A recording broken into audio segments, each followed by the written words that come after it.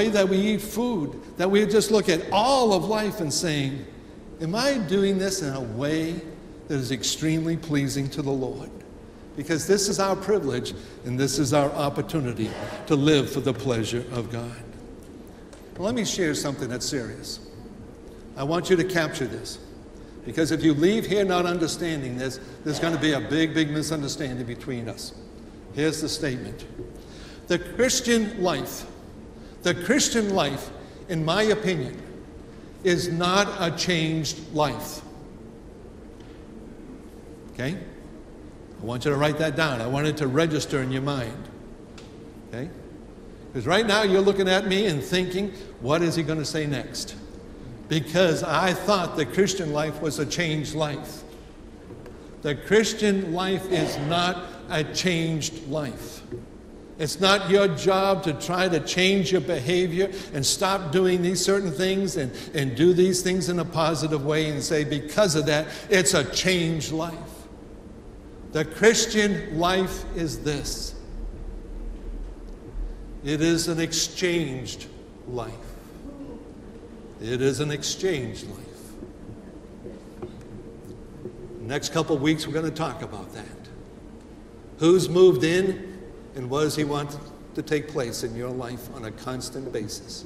Because again, the Christian life is not morality. It's not trying to shape up. It's not trying to be religious. God isn't concerned about those things because he knows we can only do it in reforming our lives. He wants to transform our lives. And there's a big difference between reforming and transformation.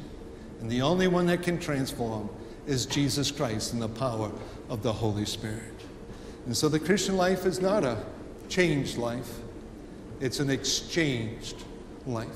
It's a life where we give up ourselves.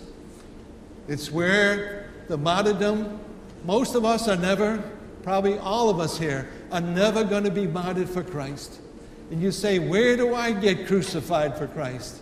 It's where we get crucified on a daily basis of giving up ourselves and giving more control and deeper cooperation with the Holy Spirit. So it's that exchange life. I'm going to end with this illustration. And this is a true illustration that took place in London. I've given it once before, and so I know that I've given it. But I want to purposely give it. There was a businessman came to London. He came to this large building. It was a warehouse. It was in the business section of London. He got the realtor and showed his seriousness. He said, I want to buy this building.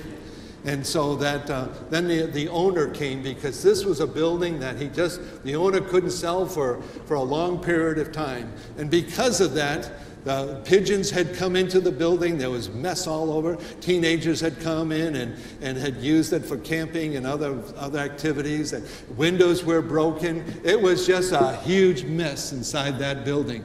And so when the purchaser comes and is walking with the owner starts to apologize and says, you know, I'm so glad you want to buy this building, and I will fix the windows, and I will clean up this mess, and I'll get rid of the pigeons, and I will straighten up the roof, and I will do all these things.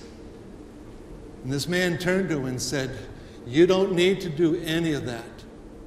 I'm not concerned about the mess that is here. I'm buying this building so I can tear it down. I'm interested in the site and to build what I want to build. So don't spend your money fixing it up. Did you capture that illustration? We're going to end with it. See, Jesus Christ is not interested in you fixing up the broken windows of your life and shooing away the pigeons. He's interested in your body, your sight, your location. And he wants to come in and build Jesus Christ in us so that we live this godly, Christ-like, effective, not perfect, but a life that can be used for his purposes and be used for all of eternity. My friends, this is our opportunity to be like Abraham, that we just say, yes, we are Christians. We want to be Christians that count.